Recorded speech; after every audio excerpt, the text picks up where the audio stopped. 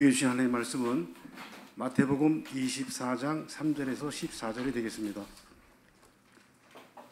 오늘 우리에게 주시는 하나님의 말씀은 마태복음 24장 3절에서 14절이 되겠습니다.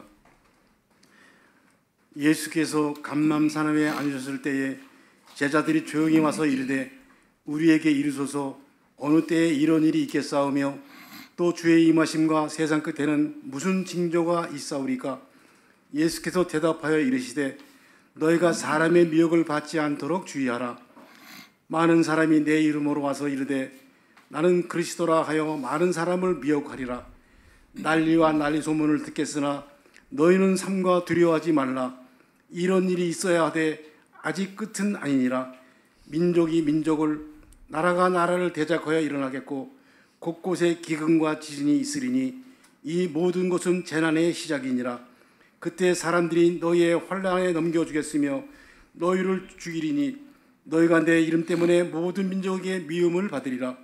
그때 많은 사람이 실족하게 되어 서로 잡아주고 서로 미워하겠으며 거짓 선지자가 많이 일어나 많은 사람을 미워하겠으며 불법이 성함으로 많은 사람이 사랑이 식어지리라.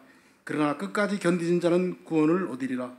이 천국 복음이 모든 민족에게 증언되기 위하여 온 세상에 전파되리니 그제야 끝이 오리라. 아멘.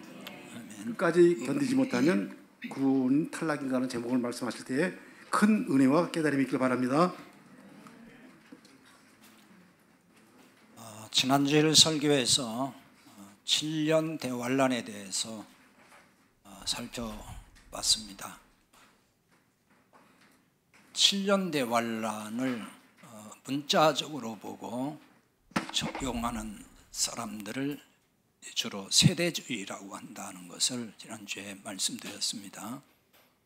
세대주의에 대해서는 더 오늘 언급은 하지 않겠습니다. 이 세대주의자들이 다 한 갈래만 있는 거 아니고 여러 부류가 있기 때문에 설명하기가 참 많이 복잡하긴 합니다. 근데 이들 중에는 다니엘서 9장 27절에 나오는 한 이레를 7년으로 적용을 했다 하는 것을 말씀드렸습니다. 근데 제가 이제 그 부분을 설명하는 과정에서 아주 순간 이렇게 착각을 일으켜가지고요. 7이레를 7년이라고 설명을 한 것 같더라고요. 한 이레를 7년으로 봐야 되는 건데 그 부분은 이제 제가 실수한 부분입니다. 실수한 점에 대해서 사과를 드립니다. 유튜브 영상에서는 그래서 그 부분을 삭제했습니다. 세대주의자들은 마태복음 24장을 7년 대환란에 발생할 그 내용으로 보고 있습니다. 7년 대환란은 유대인 남은 자들의 구원 기간이다. 이렇게 설명하는 세대주의자들이 있습니다. 세대주의자들이 똑같이 다 그렇게 말하지는 않지만은 그렇게 보는 사람들이 있어요. 7년 환란기에 비로소 그 예수님이 이분이 진짜 메시아였구나 하는 것을 그 기간에 발견을 하고 인족적으로 돌아온다. 이렇게 이제 설명을 합니다. 7년 대환란이 이제 전 3년 반, 후 3년 반으로 나뉜다는 거 지난주에 설명을 했는데요. 후 3년 반 그 사이에 예수님을 진정한 메시아로 믿고 돌아오게 된다. 그게 이제 세대주의자들의 주장입니다. 이들은 마태복음 24장은 그래서 이건 유대인에게나 해당하는 거지 이방인 성도하고는 관계가 없다. 또 이렇게 얘기를 해요. 그래서 13절에 끝까지 견디는 자는 구원을 얻으리라. 이 구절도 유대인 구원 문제로 적용을 하지 이방인의 구원 문제와는 상관없다. 이렇게 또 얘기한단 말이에요. 그러나 성경의 모든 내용은 유대인과 이방인 모두에게 관련된 거지, 어떤 부분은 유대인에게만 해당되고 또 어떤 부분은 이방인에게만 해당되고 그런 건 아니에요. 성경은 모든 사람을 대상으로 해서 구원의 책으로 구원받을 수 있는 진리, 복음을 담아서 주신 거예요. 세대주의자들 중에는 그래서 유대인의 구원 방법이 다르다, 또 이렇게 주장하는 이들이 있어요. 이들은 유대인은 은혜의 복음으로 구원받는 게 아니라고 얘기를 해요. 그래서 유대인은 메시아가 그분의 왕국을 세우신다고 하는 왕국 복음으로 구원받는다, 또 이렇게 말을 합니다. 그러나 이것은 성경을 문자대로만 읽는 데서 나오는 오해라고 볼 수가 있어요. 성경에서 가르치는 구원의 복음은 둘입니까? 하나입니까? 하나밖에 없어요. 은혜의 복음, 그 복음으로 구원받는 것이지, 뭐 유대인들은 율법을 지켜서 구원받고 이방인들은 그냥 믿음으로 구원받고 또 어떤 민족은 또 이렇게 구원받고 그런 거 없습니다. 창세기부터 계시록까지 다 하나님의 은혜의 복음을 설명하고 있고 그 복음으로 구원받는다고 가르치는 거예요. 그러니까 유대인 구원을 위한 왕국 복음 이런 게 따로 있는 것이 아니다는 얘기입니다. 자, 이를 보여주는 실증적인 말씀이 사도행전 15장에 나오거든요. 그래서 그 15장에 나오는 말씀을 간략히 보겠습니다. 사도행전 15장에 보면은 이방인 지역에 세워져 있던 안디옥 교회를 배경으로 해서 나온 말씀이 있거든요. 그 안디옥 교회 예루살렘에서 유대인 형제들이 내려왔어요. 유대인 형제라고 하는 것은 유대인으로서 혹은 유대교에서 기독교로 개종한 사람들, 그리스도인 된 사람들이거든요. 이들이 내려왔습니다. 그런데 문제가 생겼어요. 안디옥 교회 성도들에게 하는 소리가 뭐냐면은 예수를 믿어서만 구원받는 거 아니다.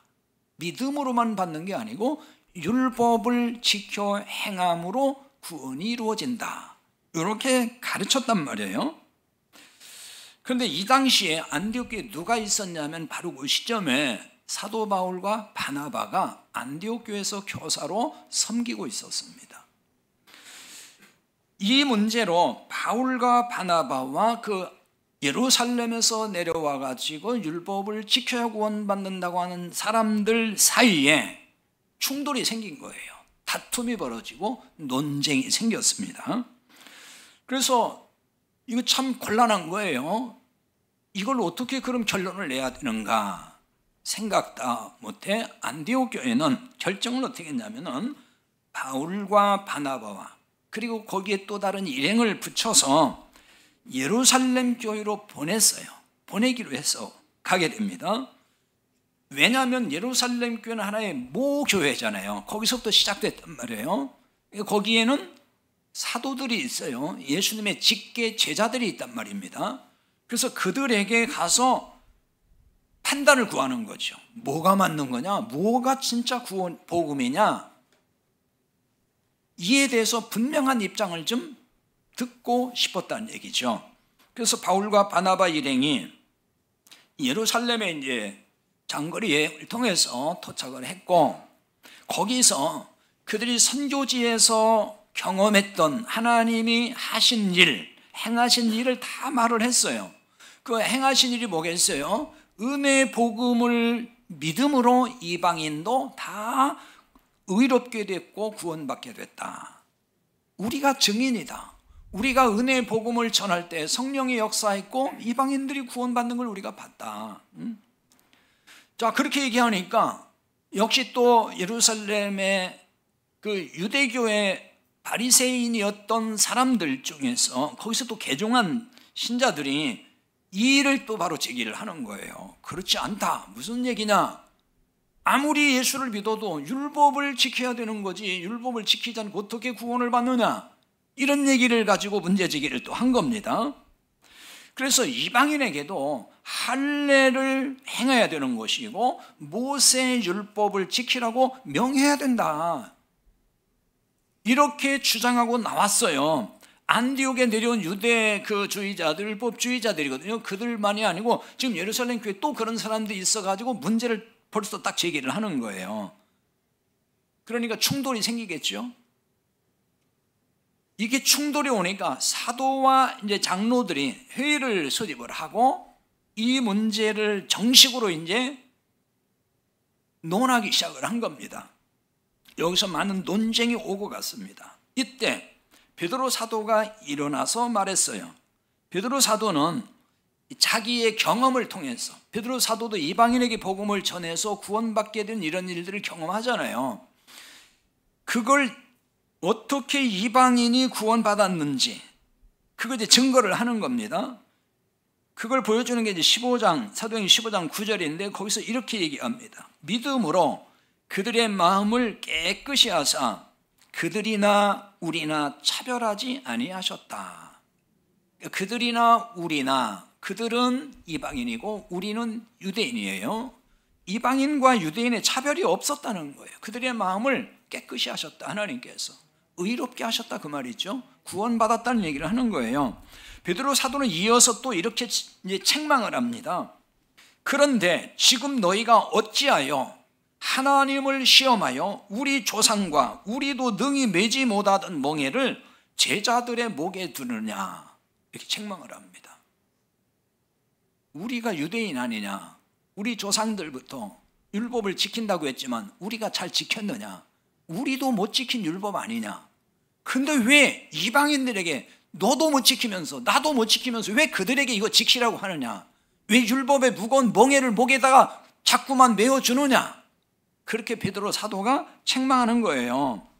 멍에를 제자들의 목에 두려느냐. 이 제자들은 이제 그 형제들, 그리스도 안에 형제된 사람들, 또 제자들이라고 했어요. 멍에라는 말은 그 속박이란 뜻이거든요. 굴레. 왜 율법의 굴레를 자꾸만 씌우느냐. 유대인인 우리도 못 지켰다. 그럼 이방인이 그거 지킬 수 있겠느냐. 그 얘기거든요. 그리고 이제 이렇게 결론을 내립니다.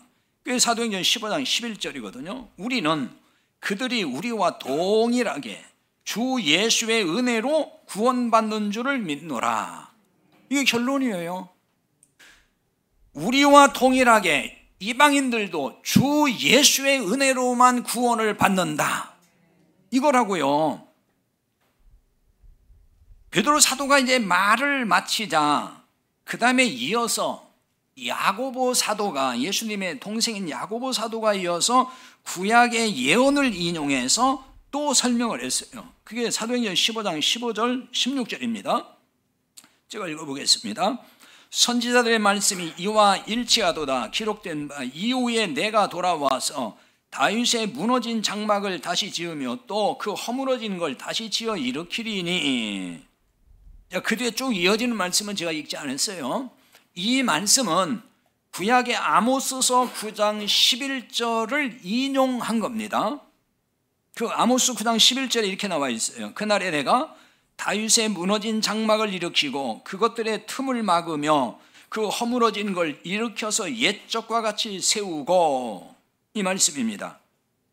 야고보 사도는 다윗의 무너진 장막을 일으킨다라고 해요. 그러니까 구약의 아모스 선지자가 예언한 것을 야고보 사도가 그걸 인용해서 지금 설명하는 겁니다. 그러니까 그때 당시 이방인들이 구원받게 된 이 문제에 대해서 결론을 내기 위해서 구약을 끄집어낸 거예요. 그럼 어떤 뜻으로 이걸 인용을 했을까요? 결국 그리스도의 몸인 교회가 세워지는 거 아니냐. 이방인에게도 동일하게 복음이 들어가고 그들도 구원을 똑같이 우리와 받고, 그래서 그리스도의 몸인 교회가 세워지는 것, 그게 바로 다윗의 무너진 장막을 세우는 것이다. 이렇게 해석하는 거예요. 이게 이제 하나님이 하시는 이 일이 유대인이나 이방인이나 차별이 없다. 거긴 구별이 없다.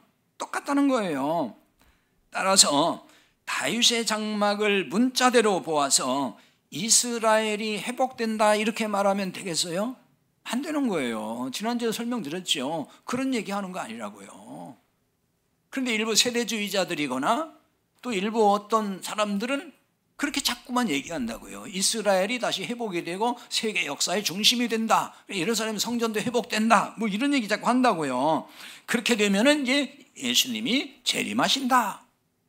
이렇게 얘기를 해요. 그런데 문자대로 그대로 본다고요.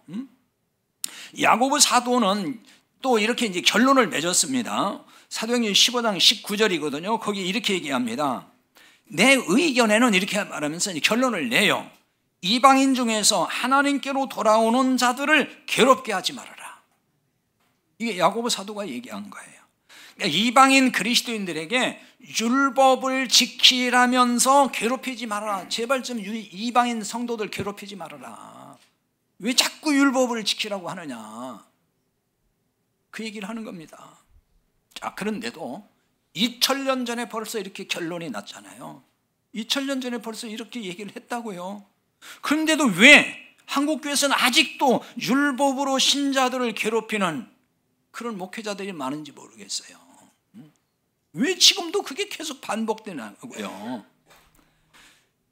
천국에 들어가려면은 구원을 받았어도 거기에 뭔가 보탤 것이 있다, 추가할 것이 있다고 가르치는 목회자가 참 많아요. 그 율법을 지키라고 하는 얘기가 똑같은 거거든요. 한 번 구원 받았으면 된 거예요, 안 된 거예요? 그 뭔가 좀 부족한 거예요? 그래서 거기다 보탤 게 있는 거예요, 우리가? 우리가 보탤 게 요만큼도 없어요. 하나님이 우리를 구원하시면 완벽한 구원인 거지. 우리 인간의 노력이나 공로나 뭔가를 거기다 더 보태야만이 완성되는 게 아니란 말이에요.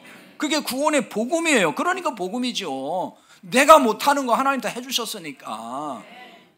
우리도 보고 나머지 뭔가 해서 이루게 한다 그러면 그게 어떻게 복음이 되냐고요. 근데 왜 자꾸만 그렇게 하라고 하는지 모르겠어요. 그러니까 이렇게 가르치면은, 즉 한 번 구원받았어도 거기에 뭔가 자꾸 보태야만이 나중에 마지막에 구원받는다, 이렇게 가르치면 그 율법의 무거운 짐을 계속 지게 하는 것이고, 그게 신자들을 영적으로 괴롭히는 거예요. 오늘 13절에 끝까지 견디는 자는 구원을 받으리라, 이 말씀조차도 율법으로 가르친다니까요. 이걸 율법으로 가르친다고요. 그래서 이 말씀을 악용을 해서 신자들 억압하고 괴롭히는 일에 써먹기도 해요. 이 말씀을 구원을 받으려면 끝까지 견디라는 뜻으로 이해하게 되면은 이렇게 악용할 수가 있는 거예요. 끝까지 견디라는 말을 구원의 조건으로 이해하면 안 돼요. 그런 얘기가 아니에요. 그렇게 얘기하면은 이 말씀을 악용하게 되는 거예요. 끝까지 견뎌야 구원받는다는 조건이 붙으면은 그건 은혜의 복음 아니에요. 내가 끝까지 견뎌내야 구원받는다면은 그건 내 노력이 보태지는 거잖아요. 그래서 그건 복음이 아닌 거예요. 근데 이걸 정말 엉뚱하게 적용한다니까요. 이런 걸 잘못하니까. 예를 들면 이런 일이 있었어요. 실제도 이런 일이 있는 교회가 많은 것 같아요. 자, 어떤 교회에서 예배당을 무리하게 이제 건축을 한 거예요. 빚더미에 앉아버렸어요. 건축하고 나서. 신도시가 막 개발될 때 그런 일이 많았거든요. 건축만 훌륭하게 빚을 내서라도 하면은 신자들이 막 몰려올 줄 알았어요. 그런데 생각만큼 안 오는 거예요. 빚은 그냥 늘어나요. 이자 감당이 안 돼. 그러니까 담임 목사는 주일 예배 시간마다 성전 건축이라 해가지고 성전 건축원금을 계속 강요하기 시작을 하는 거죠. 왜? 이제는 파산 직전이니까. 헌금 강요에 견디지 못한 신자들이 결국은 하나둘씩 떠나기 시작을 해요. 너무 힘드니까. 매주일 그 소리 들으려니 얼마나 힘들겠어요. 그러자 담임 목사는 끝까지 견디는 자는 구원받는다 이러면서 이런 말씀을 들어가지고 신자들 계속 압박을 한다는 거죠. 그러니까 교회가 이렇게 어려울 때, 이렇게 고난을 겪을 때에 끝까지 견디는 신자가 될 때에 복도 받고 천국 들어가는 거다. 이걸 못 참고 떠나면은 벌 받는다, 구원 못 받는다, 이런 식으로 얘기를 한단 말이에요. 여러분, 잘 상식적인 사람은 이해가 될 거예요. 생각이 들 거라고요. 교회가 무리하게 건축하다가 파산하는 일과 신자들 구원과 무슨 상관이 있어요? 그건 아무 상관없는 거예요. 인간의 욕심을 하나님의 뜻으로 포장을 해서 그 무리하게 건축하다가 생긴 일일 뿐이거든요. 솔직히 말하면 그거예요. 인간의 욕심에서 나온, 무리하게 교회 형편도 잘 생각지도 않고. 그러니까 신자들이 그런 말에 억압이 돼서 이런 교회를 떠나지 못하고 끝까지 견디다가는 그 영혼이 다 피폐하게 될 수밖에 없어요. 왜? 복음이 없잖아요. 거기에 지금 물질의 문제가 아니에요. 사실은 복음이 없단 말이에요. 계속 율법을 억압하니까. 그러니까 이럴 때는 교회가 어떻게 해야 되겠어요? 그 예배당을 빨리 매각하고 구조 조정을 하는 것밖에는 방법이 없어요, 사실은. 근데 결국 버티다 결국 그냥 넘어가요. 매각도 못하고. 그래서 그런 교회들 전부 다 이단이 다 전부 다 인수를 하더라고요.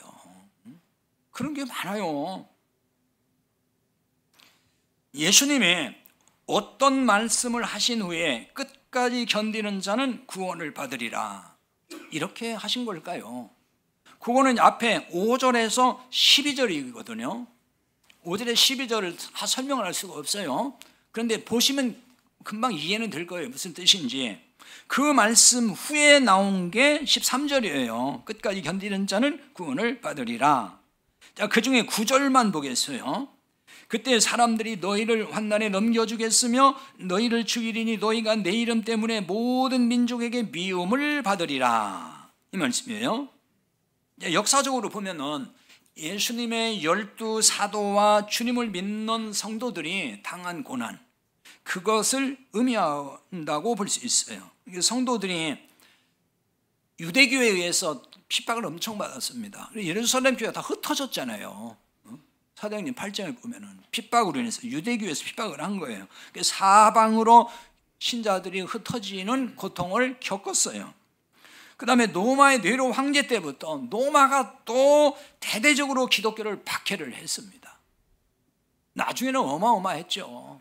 신자들을 장작불에 막 태워서 죽이기도 하고, 맹수의 굴에 집어넣어서 맹수의 밥이 되게 만들기도 하고, 정말 극심하게 박해를 했어요. 이 같은 상황을 예상하고 주님이 주신 말씀이에요. 1차적으로. 그러니까 극심한 박해 상황에서도 하나님께서 구원하신 바로 그 구원의 때를 바라보고 끝까지 견디라, 이런 말씀을 하신 거예요. 그러니까 끝까지 견디는 자는 구원을 받으리라가 이런 뜻으로 읽어야 되는 것이지, 이걸 구원의 조건으로 읽으면 안 돼요. 그래서 여기서 잘 이해를 해야 됩니다. 구원의 조건으로 끝까지 견디라는 말씀을 한 게 아니다, 이 말씀은. 그러니까 끝까지 견디는 게 구원의 조건은 아니에요. 그걸로 구원받는다면 복음 아니라고 그랬잖아요. 핍박을 견디지 못하고 주님을 배신하면 구원 탈락이라고 가르치는 게 아니에요, 지금. 근데 우리는 이렇게 이해를 하잖아요. 여기 견디다, 이 말은 헬라어에서 이 말은 과거형, 이걸 단순 과거 형태라고 그러거든요. 그리고 능동태로 되어 있어요. 그러니까 이걸 이제 그냥 풀어서 제가 쉽게 설명하면 이 뜻이 이런 거예요. 핍박 중에도, 핍박을 받고 있어요. 그 중에도 어느 순간부터인지 견디고 있었다. 과거 어느 시점부터. 그 얘기인 거예요. 그런 뜻인 거예요, 이게.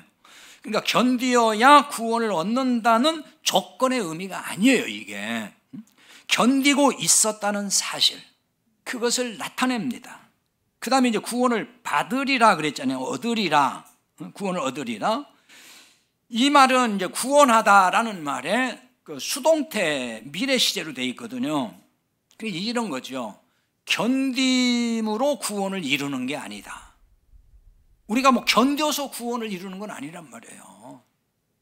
그럼 내심으로 구원을 이루는 거잖아요. 그 얘기하는 게 아니에요. 그러니까 하나님이 이미 주신 구원이 있다, 그런 뜻이에요. 이미 구원 받았다는 거예요. 그래서 그 하나님이 이루어 주신 이미 구원이 있어요. 그 구원을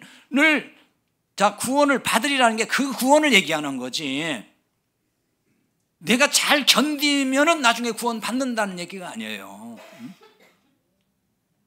그러니 소망을 갖고 끝까지 견디라는 용기를 주는 말씀이 이 말씀인 거예요.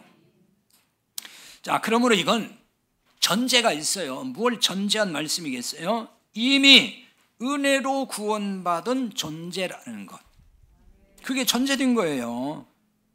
그러니까 이미 구원받은 존재이기 때문에 어떤 환난과 고난에서도 잘 견디고 있다, 그 얘기하는 거라고요. 구원받아서 예수 믿는 자로 드러났기 때문에 박해를 받는 거거든요. 핍박을 받는 거예요.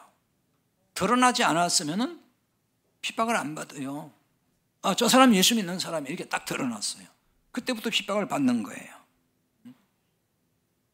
구원 안 받은 사람이 뭐 박해 중에 그냥 그 박해를 견디면서 나 이제 예수 믿을까 이래서 구원받는다는 얘기가 아니란 말이에요. 구원받은 사람이라서 혹독한 박해 중에도 견디었다, 그 말이 되는 것입니다. 그러니까 박해 중에 끝까지 견디어야 구원을 얻는다는 구원의 조건을 말하는 게 아닙니다. 극도의 박해 중에 연약한 자는 고통을 견디지 못해서 넘어질 수 있겠어요, 없겠어요? 넘어질 수 있죠. 베드로 사도도 그랬잖아요. 생명의 위협을 받으니까 너도 예수 일당이지 그랬더니 나 예수 모르는데 그랬잖아요. 그리고 나중에는 저주까지 했어요. 사람들한테 나 예수 모른다는 거 나타내 보이려고. 그럼 베드로가 구원 못 받았어요? 베드로가 구원 못 받았다는 사람은 없잖아요. 그러니까 이 말씀은 구원 탈락이라는 말씀을 하려는 게 아니에요. 견디지 못하면 구원 탈락이야, 그런 얘기를 하는 게 아니에요. 자, 이걸 또 거꾸로 알아두면 안 되는 거예요. 아, 그러면은 뭐 견디지 않아도 되는구나, 무조건 다 이제 예수 안 믿어 이렇게 피해가면 되는구나, 그래도 된다는 얘기를 하는 게 아니에요. 강조점이 그게 아니고, 우리가 믿는 자로 드러날 때 핍박을 받을 수가 있는데, 그러나 이미 우리는 구원받았고, 그러니까 우리에게 소망이 있으니까 끝까지 잘 견디고 이겨내야 되지 않겠느냐, 그 소망을 주고 고난 중에 있는 성도들에게 위로가 되는 말씀인 거지. 그냥 뭐 조금 어려우면은 아, 예수 안 믿어 나 이러면서 그냥 예수님 뭐 부인하고 모른다고 하고 이렇게 해도 된다는 얘기를 하는 게 아니란 말이에요. 연약하기 때문에 그럴 수는 있다는 거예요. 그렇다고 해서 한 번 받은 구원이 취소되거나 탈락되거나 그런 건 아니다는 얘기예요. 우리의 연약함을 아시잖아요. 박해 중에, 그렇기 때문에 우리는 끝까지 견딜 수 있도록 기도하고 하는 것은 중요하겠죠. 어떤 사람은 정말 잘 끝까지 견뎌내는 성도도 있지만은 나약해가지고 그냥 쉽게 넘어지는 신자도 나올 수 있다는 얘기입니다. 그러니까 여기서 강조하는 점은 끝까지 잘 견디라는 용기를 주는 것이고 소망을 주는 거지, 그건 탈락이야 이렇게 위협하는 게 아니란 말이에요. 자, 한편 끝까지 견디라는 말은 결국은 끝이 온다는 것을 알게 해주는 거죠. 박해자의 종말도 오고 박해받는 성도의 종말도 결국은 오고 만다. 세상이 빨리 가듯이 박해도 힘들지만은 끝날이 반드시 온다. 그러나 자, 종말의 결과는 천양지차겠죠. 박해자의 종말의 결과는 그야말로 지옥행이 될 것이고, 박해를 받고 살았던 성도의 종말에 그 가는 곳은 하나님 나라, 천국형이 되지 않겠어요? 그러니까 바로 그런 걸 생각하고 잘 견뎌라, 이겨라 하는 얘기예요. 자, 종말과 관련해서 14절의 말씀을 더 이제 살펴보겠습니다. 14절을 봅니다. 이 천국 복음이 모든 민족에게 증언되기 위하여 온 세상에 전파되리니 그제야 끝이 오리라, 이 말씀인데요. 대부분 14절에 그제야 끝이 오리라, 이거를 뭘로 이해하죠? 세상 종말 또는 예수님 재림의 때, 이렇게 이해를 하잖아요. 그래서 어떤 얘기를 많이 하냐면은 예수님의 재림이 이루어지도록, 빨리 재림하실 수 있도록 땅끝까지 복음을 전해야 된다, 온 천하에 다니면서 복음을 전해야 된다, 이런 얘기 많이 하잖아요. 이 때문에 지구촌, 저 아프리카 됐든지 남미 대륙이 됐든지 어디가 됐든지 그 오직에 다 들어가서 미전도 종족에게도 다 복음을 전해야 된다. 그리고 지금 그 복음이 없는 이슬람권에도 그 나라에 들어가서 선교해야 된다, 뭐 이런 얘기들을 많이 한다고요. 그래서 예수님이 빨리 오시도록 해야 된다, 이런 얘기 많이 들어보셨죠? 안 들어보셨어요? 그러니까 해외 선교의 동기를 이런 말씀에서 찾는 경우가 많다는 거예요, 지금.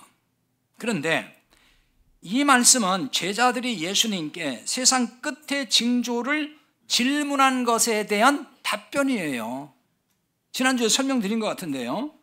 그러니까 제자들은 세상 끝, 우리가 생각하는 이 지구의 종말 혹은 또 예수님의 재림, 그거 생각하고 그때가 되면 어떤 징조가 있습니까? 이렇게 질문했다고 그랬어요? 그거 아니라고 그랬잖아요. 이때 제자들은 예수님의 부활도 안 믿었어요. 그게 무슨 뭐 승천, 재림, 이건 생각도 못한 거예요. 이때 제자들이 끝을 얘기한 거는 성전 파멸과 멸망과 관련된 거라고 했잖아요. 성전이 멸망하면 그건 진짜 세상 끝일 텐데, 그런 생각에서 이 세상 끝, 성전 멸망의 때가 되면은 어떤 징조가 있습니까? 라고 예수님께 질문한 거고, 그에 대해서 예수님이 쭉 답변한 내용이라고요. 그런데 예수님은 뭐라고 하신 거예요? 복음이 온 세상에 전파되면 그제야 끝이 온다고 하셨어요. 그래서 바로 이 말씀 때문에, 복음이 온 세상에 전파되면 그제야 끝이 온다, 이 말씀 때문에 대부분 이 끝을 예수님 재림의 때 또는 종말의 때로 해석을 하고 있다고요. 그래서 온 세상 땅끝까지 이르러 복음을 전하자, 이게 많은 교회의 구호가 돼 있어요. 땅끝까지 이르러 복음 전하자. 좋은 말이죠. 뭐 어떤 선교의 이름도 그런 거 있더라고요. 땅끝 선교회 뭐 이렇게. 그 좋은 얘기죠. 근데 이 말씀을 과연 그렇게 봐야 할까? 그런 뜻일까 하는 거예요. 14절에 온 세상이라고 나와 있잖아요. 여기서 온 세상, 모든 그 말인데, 여기 세상이라는 말은 헬라어의 오이쿠메네라는 단어를 쓰고 있어요. 이 오이쿠메네라는 단어는 이제 땅, 사람이 거주하는 땅, 혹은 뭐 지구, 뭐 이렇게도 번역을 하는데요. 주로 이제 사람이 거하는 땅으로 보는 거예요. 그런 뜻이에요. 근데 노마 시대에, 이때는 노마 시대거든요.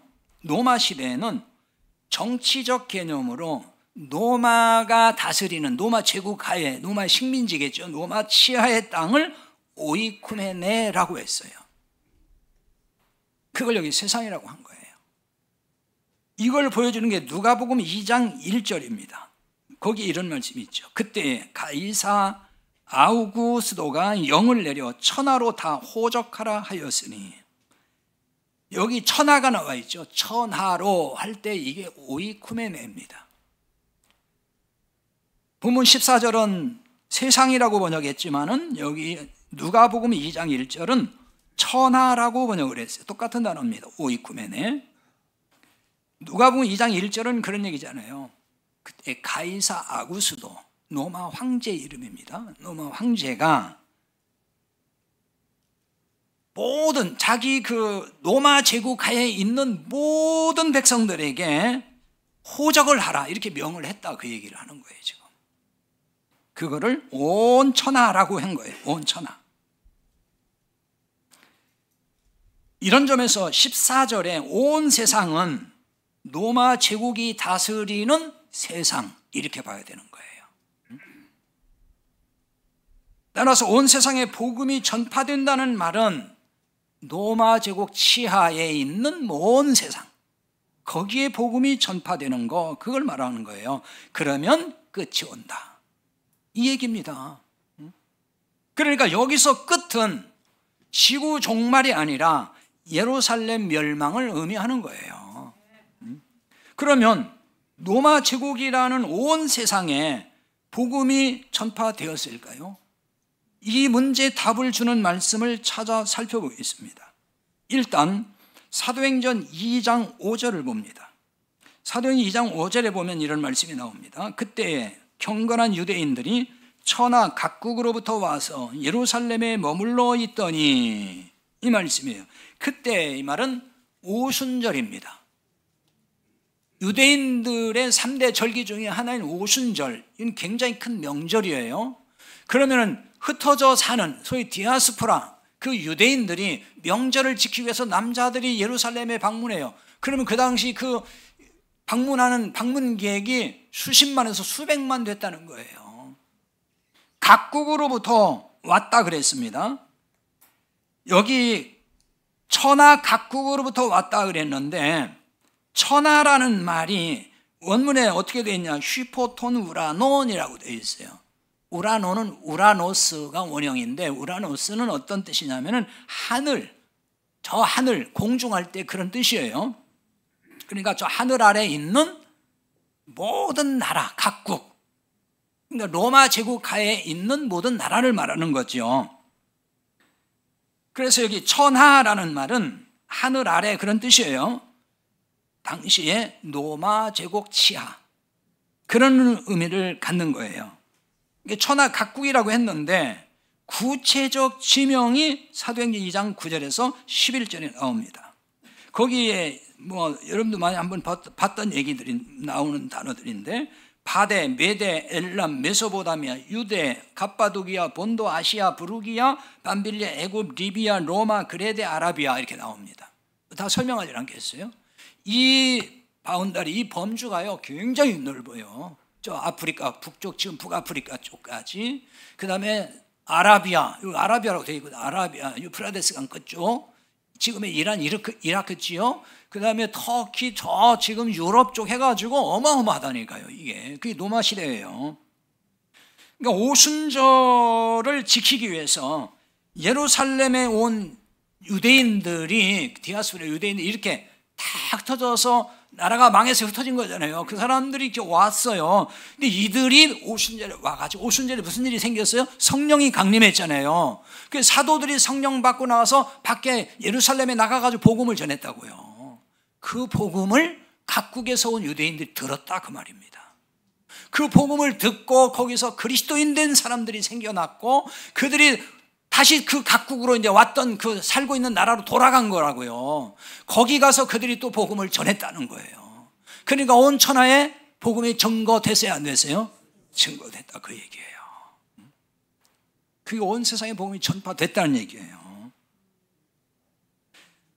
바울은 로마서 1장 8절에서 로마교회에 이렇게 편지를 보면 이렇게 얘기했어요. 거기도 같은 얘기인 건데요.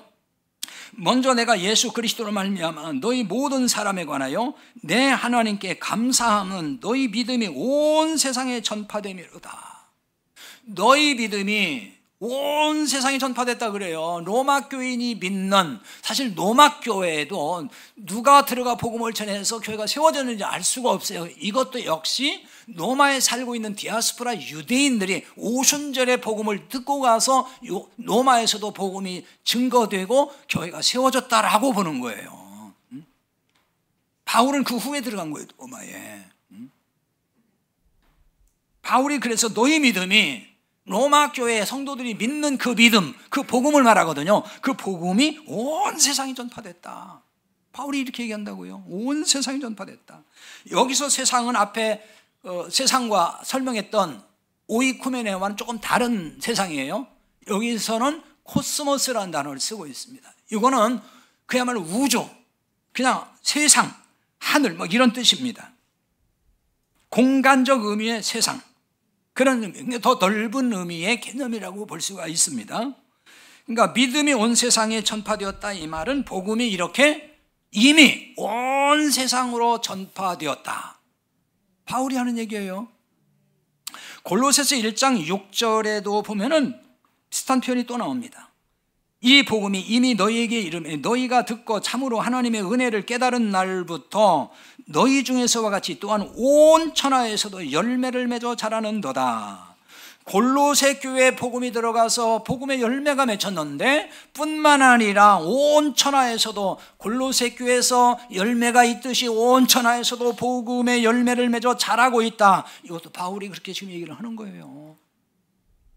여기서 온 천하, 이 천하도 세상, 우주라는 뜻인 코스모스를 쓰고 있어요. 이미 온 세상에 그 당시 복음이 전파됐다는 거예요. 골로새서 1장 23절에도 같은 얘기를 하거든요. 이 복음은 천하 만민에게 전파된 바요 나 바울은 이 복음의 일꾼이 되었노라. 이 복음은 천하 만민에게 전파가 됐다는 거예요. 그 시대에. 이 천하라는 얘기는 슈퍼톤 우라노, 그래서 아까 설명한 얘기가 똑같아요. 우라노스 해가지고 하늘, 공중, 그런 뜻이라겠죠. 그러니까 복음이 하늘 아래 모든 만민이라고 했는데, 만민이라는 말은 모든 피조물 그런 뜻이거든요. 모든 창조물 가운데 다 전파가 돼버렸다, 그런 얘기예요. 그러니까 이걸 종합하면은 복음이 이미 그 시대에 온 세상에 전파되었다 하는 얘기를 하는 겁니다. 복음이 이미 다 전파가 됐다. 사실요, 그 성경이라든지 뭐 그런 데는 나와 있지 않지만은 여러 가지 문헌에 보면은, 교회 사적인 문헌에 보면은 인도에도 제자들 도망가에 누가 들어와서 복음 전했다는 얘기도 있고, 중국에도 들어왔다는 얘기가 있고, 신라 시대에도 경교가 들어왔다는 그게 비석이 나왔어요. 경교 표시가. 그러니까 온 세상에 복음이 들어갔다는 거예요. 우리가 몰라서 그렇지. 근데 우리는 뭐 땅끝까지 아직도 복음이 안 들어갔다는 얘기 하잖아요. 이미 다 들어간 거예요, 그 시대에. 그건 성경이 이렇게 말씀하는 거라고요. 자, 다시 본문 14절로 와서 생각을 해보자고요. 천국 복음이 온 세상에 전파되면 끝이 온다 그랬잖아요, 지금. 그러니까 이걸 어떤 뜻으로 봐야 되느냐는 거예요. 자, 1차적으로 이건 뭐예요? AD 70년에 예루살렘 멸망을 얘기하는 거라고요. 이스라엘 멸망과 관련이 있다는 얘기예요. 그러므로 14절의 말씀을 시구 종말과 예수님 재림으로 적용하는 것은 적절하지 않다, 그 얘기입니다. 이 말씀 때문에 사실 강박적으로 해외 선교를 한다고요, 많은 교회에서. 그러면 강박적으로 선교를 하면요, 반드시 문제가 생길 수밖에 없어요. 이게 강박적 선교라는 게 뭐냐면은, 복음이 들어가지 않은 곳에 그냥 어디든지 뭐 구석구석 저 오지 어디까지 가서 선교사를 보내고 복음을 전해야만이 비로소 예수님이 오시니까 우리가 그 일을 해야 돼 라고 하는 어떤 그 무게감, 그러니까 그 생명을 정말 살리려는 그 마음보다는, 그 영혼을 사랑하는 마음보다는 뭔가 그렇게 해야 된다고 하는 책임감이 더 커가지고 선교사 보내야 돼, 복음 전해야 돼, 이런 거, 이게 강박적인 거거든요. 뭐 안 하면 큰일 날 것 같고, 벌 받을 것 같고, 이렇게 하는 거, 그렇게 하잖아요. 그러면은 이게 생명을 사랑하는 건 뒷전이 되고, 뭔가 어떤 실적, 뭔가를 보여주는 것으로 가기 시작하고, 그러다 보니까 과시용 선교를 많이 해요. 한국 교회가 지금 많이 그렇게 흘러갔어요. 과시용. 그 선교사들이요, 실적 보고 안 하면요 닥달을 한다니까요. 파송한 교회 선교비 조금 보내주면서. 그 선교사들이, 어떤 선교사들은요 뻥튀기 해가지고 근사하게 사진 같은 거 막 찍어가지고 계속 보내주는, 뭐 이렇게 했다 저렇게 했다. 이게 문제라는 거예요. 그게 선교의 본질은 아니거든요. 한 생명을 살리는 게 그렇게 1년 써야 되는 게 아니에요, 선교지에서는. 근데 선교에 나가서 2, 3년 동안 뭐 했냐고 뭐. 어떤 선교사는 막 교회도 세우고 뭐 수백 명씩 세례줬다는데 당신 뭐 했어? 뭐 이렇게 하는 사람이 있다는 거예요. 이런 교회들이. 그거 아니에요.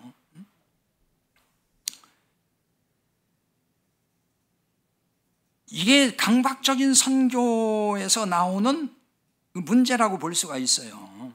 그래서 선교사를 뭐 몇 명을 파송했느니 우린 선교비를 얼마나 많이 사용하고 있다니 뭘 자랑스럽게 얘기하고 과시하는 거, 그거는 문제라는 거예요.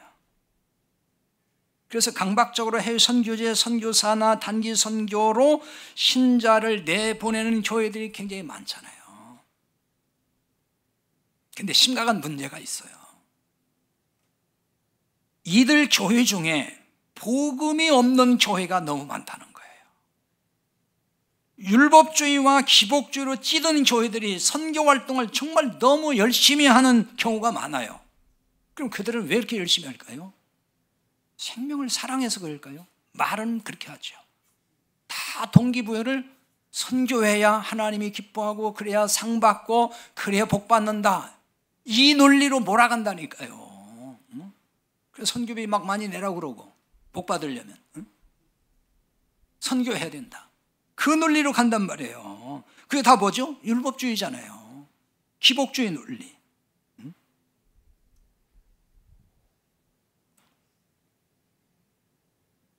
오늘날 해외 선교 문제 중 하나는요, 선교사가 복음을 모르고 선교지에 간다는 거예요. 선교사도 복음을 몰라. 늘 말씀드렸듯이 안다고 하죠. 내가 예수님 전하는데 왜 복음을 모른다고 해요? 이렇게 하겠지만은 복음을 모르는 사람들이 많아요. 어느 선교사님이 저한테 연락이 와가지고 한탄한 게 있어요. 해외에서 오랫동안 선교 사역을 하시는 선교사님인데 이분은 보니까 복음이 있어요. 복음을 진짜 전하는 분이에요. 그러니까 자기가 봤더니 선교사들이 복음을 모른다는 거예요.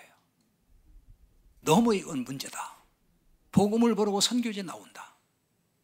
그래서 실적 위주로만 하는 거예요. 막 구제 위주, 그냥 집 짓고 뭐 해주고, 그게 선교의 본질인 것처럼 생명을 살리는 거잖아요, 복음을 전해서. 근데 그걸 경쟁적으로 한다는 거예요. 경쟁적으로 선교사들끼리도. 그래서 막 한탄을 하더라고요. 안타까워서. 그러니까 선교지에서도 국내 교회처럼, 한국 교회처럼 율법주의, 기복주의, 신비주의 이걸 복음이라고 전해준다니까요. 그래서 똑같이 판박이로 한국 교회를 거기다 심어주고 있다니까, 가가지고 똑같이. 그 얼마나 심각한 거냐고요. 그럼 이렇게라도 하면은 예수님 재림이 앞당겨질까요? 자칫 오늘의 이런 설교가, 이런 설교를 듣는 사람들이 저 목사는 뭐 선교도 하지 말라는 거야, 뭐라는 거야, 또 이렇게 할까 봐서 걱정스럽긴 해요. 그런 얘기 아니에요. 선교가 중요하죠. 정말 복음 전하는 것이 그보다 중요한 게 뭐가 있어요, 교회에서. 국내가 되었든지 해외가 되었든지 복음 전하는 일은 무엇보다 중요한 거예요. 문제는 뭐예요? 유사복음을 복음으로 전하면 안 된단 말이에요. 짝퉁복음을 가지고. 진짜 참복음을 전해줘야 되죠, 어디에 가든지. 마가복음 16장 15절에 보면 너희는 온 천하에 다니며 만민에게 복음을 전파하라. 너무나 잘하는 말씀이죠. 여기서 천하라는 말도 코스모스예요. 온 세상에 다니면서. 근데 전파라는 얘기는 이건 명령형이죠. 우리말 번역도 그랬고 단순 과거형으로 되어 있습니다. 능동태예요. 그러니까 이거는 과거로부터 전파한 복음을 앞으로도 계속 능동적으로 전파하라는 말씀이 되는 겁니다. 이미 시작된 그 복음을 전파하라는 걸로 말씀을 지금 하는 거예요. 자, 왜 계속 복음을 전파해야 될까요? 새로 계속 태어나는 사람이 있기 때문입니다. 그러니까 복음이 들어간 지역에도 새로 태어난 이들이 복음을 들어야 될 사람들이 너무 많아요. 여러분 보세요. 이걸 잘 알아야 이런 말씀이 깨달아져요. 이슬람권에도 계속 복음을 전해야 되고 선교사 들어가야 된다는 얘기 하잖아요. 그건 맞는 얘기예요. 틀린 얘기는 아니에요. 근데 그럼 2000년 전에 이슬람권에, 지금 이슬람권에 복음이 안 들어갔을까요? 복음 다 다 들어갔어요. 교회가 정말 왕성했던 지역, 예를 들면은 지금의 그 트리키에라고 그러죠, 터키. 거기에 초대 7교회가 다 거기 있었다고요. 엄청나게 부흥했던 지역이에요. 그런데 거기 지금 이슬람이 돼버렸잖아요. 다 마찬가지로 유럽도 저쪽 지금 그 중동 지역이 다 그런 지역이었어요. 복음이 들어가가지고 엄청났던 곳이에요. 복음이 안 들어간 게 아니에요. 무슨 얘기냐면은 자꾸 복음이 안 들어가는 곳에 들어가서 복음을 전해야 예수님 오신다 이렇게 얘기를 하니까 지금 하는 얘기예요. 복음은 들어갔지만은 세월이 지나면 또 복음이 없어져요. 사라지고 이래요. 그냥 계속 끊임없이 복음을 전해야 돼요. 그럼 그렇게 생각하면은 예수님 오실 수 있어요, 없어요? 예수님 못 오시죠. 끝까지 복음이 다 들어가야 오신다면은 그럼 계속 바뀌면서 복음이 또 사라지면 또 가야 되고 여기 또 가야 되고 그럼 언제 오셔요? 그 논리가 안 맞는 거죠. 그러니까 예수님이 오시는 것과 땅 끝까지 복음이 증거되는 걸 연결하면 안 돼요. 그건 상관없이 예수님 오신다고요. 왜냐면요, 복음은 우리나라에도 지금 복음이 들어온 지가 130년 넘었을 거예요. 그런데 복음이 사라지고 있다니까요. 새로 태어나는 애들, 복음 못 듣는 집에 태어난 애들 많아요. 그럼 거기도 먹어야 돼요. 거기도 땅끝이에요. 거기도 복음 전해야 돼요. 유럽이 옛날에 얼마나 기독교 왕성했냐고요. 근데 지금 다 문 닫고 있잖아요. 한국 선교사가 지금 영국 가서 선교하고 있고 프랑스 가서 선교하고 독일 가서 선교하고 있다니까 지금. 그 복음은 안 들어간 거예요, 거기도? 이미 우리보다 먼저 들어가서 기독교가 꽃을 피웠던 곳인데 복음이 다 사라졌어요. 그런 식이 된다는 거예요, 계속. 그러면 여기가 복음의 꽃이 피었다가 사라졌고, 그러면 계속 거기 쫓아다니다 보면은 예수님 언제 오시냐고. 그러니까 땅 끝까지 복음이 증거되면 예수님 오신다는 말은 안 맞는 얘기인 거예요. 그러니까 성경적으로 봐도 그렇고 이미 2000년 전에 복음이 다 들어갔어요. 그러나 그 뒤에 소멸되고 했기 때문에 지금 또 가는 것뿐이다. 그러니까 복음 전하는 걸 소홀히 하자는 게 아니에요. 이미 들어갔으니까 아니에요. 사라진 건 또 가야 되는 거죠. 주님 오실 때가 언제인지 모르지만 그때를 기다리면서 우리는 끊임없이 복음이 사라진 곳에 또 복음을 심어야 되고 복음을 전해야 된다는 거예요. 복음을 위해 사는 일이 사실 험난할 수가 있어요. 핍박도 받을 수 있고 힘든 여정일 수가 있습니다. 그러나 끝까지 잘 견디고 감당해야 돼요. 왜? 우리는 이미 구원받았고 복음의 능력도 알고 복음의 영광도 알잖아요. 그리고 마지막 우리가 가야 할 곳이 어디 있는지도 알잖아요. 그러니까 그걸 바라보고 우리는 해야 되는 거고 힘들고 어려워도 잘 견디고 참고 복음으로 한 주간도 승리하기를 바랍니다.